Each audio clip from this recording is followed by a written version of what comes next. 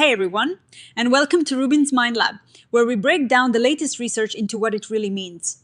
Ever wonder if life just gets harder as you get older, or at least during those wild teenage years?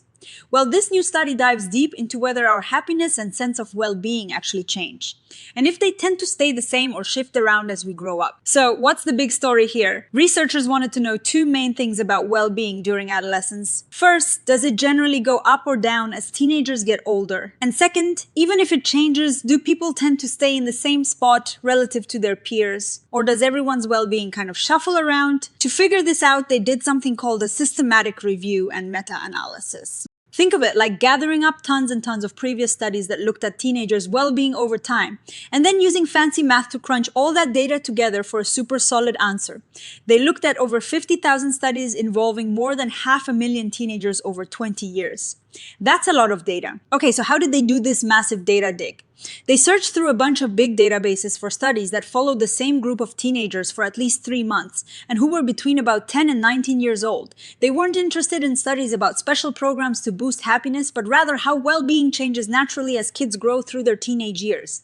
They looked at different ways people define well. Being, like how happy you feel if you find life satisfying, or if you feel like you are growing and reaching your potential. They collected a whole lot of numbers from these studies, like how many people were in each study, their ages, and importantly, how their well-being scores changed between different measurements. Now, for the big reveal, what did they find about how well-being changes?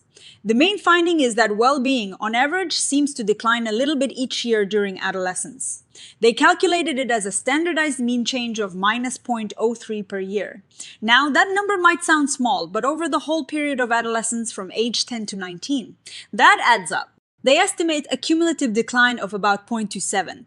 This means that if you're feeling pretty good at age 10, by the time you're 19, your overall level of well-being might be a bit lower.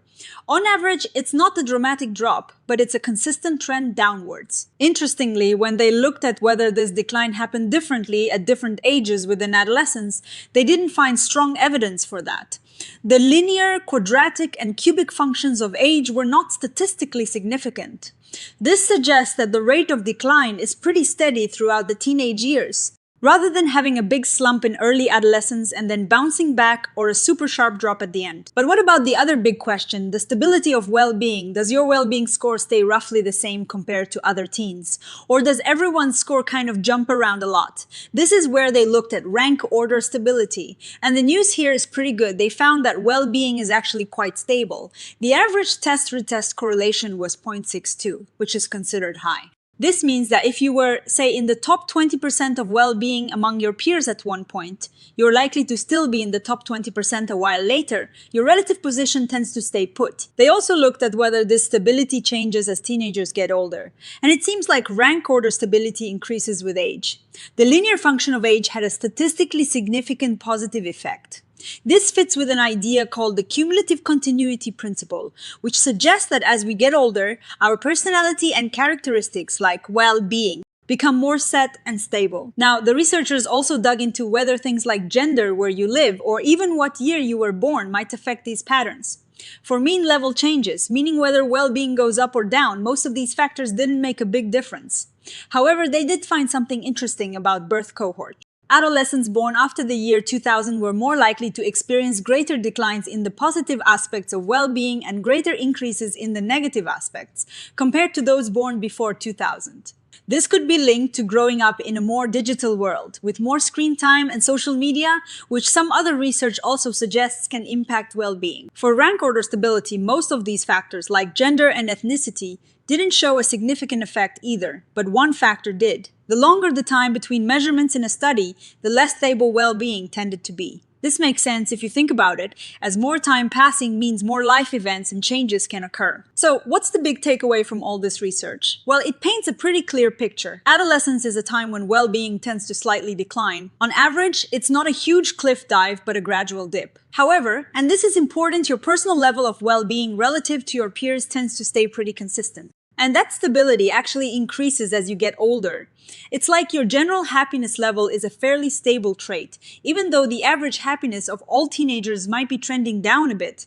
And this trend of declining well-being seems to be more pronounced in younger generations born after 2000, which is definitely something to keep an eye on. This research is really valuable because it looked at well-being in a broad way, including different types like feeling happy and having a sense of purpose. It tells us that while external factors might be making the average teenager a little less happy overall, how an individual feels compared to their peers remains quite consistent, especially as they move through their teenage years. Of course, no study is perfect. One limitation here is that most of the studies came from Europe, Asia, and North America, and mostly from wealthier countries. So we need to be careful about saying this applies everywhere in the world. Also, most studies looked at early to mid-adolescence, so we don't have as much data on late adolescence. Future research could gather more data from underrepresented parts of the world and follow teens for longer periods. They also noted that many studies didn't provide detailed demographic information, which made it tricky to be super precise with some of their findings. What does this mean for us? Well, it suggests that while there is a general trend towards slightly lower well-being during the teenage years, it is not necessarily a cause for panic for most individuals.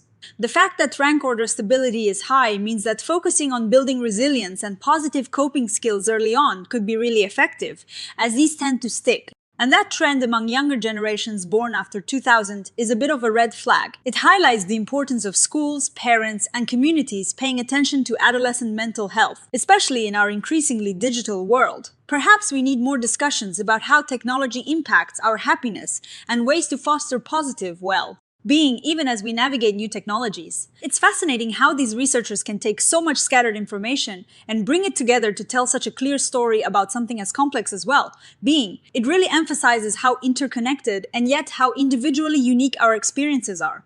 So what do you think about these findings? Does it resonate with your own experience or observations of teenagers? Let us know in the comments below. And if you found this breakdown helpful, please give this video a thumbs up and subscribe to RUBIN'S Mind Lab for more science explained simply. Thanks for watching, and see you in the next one.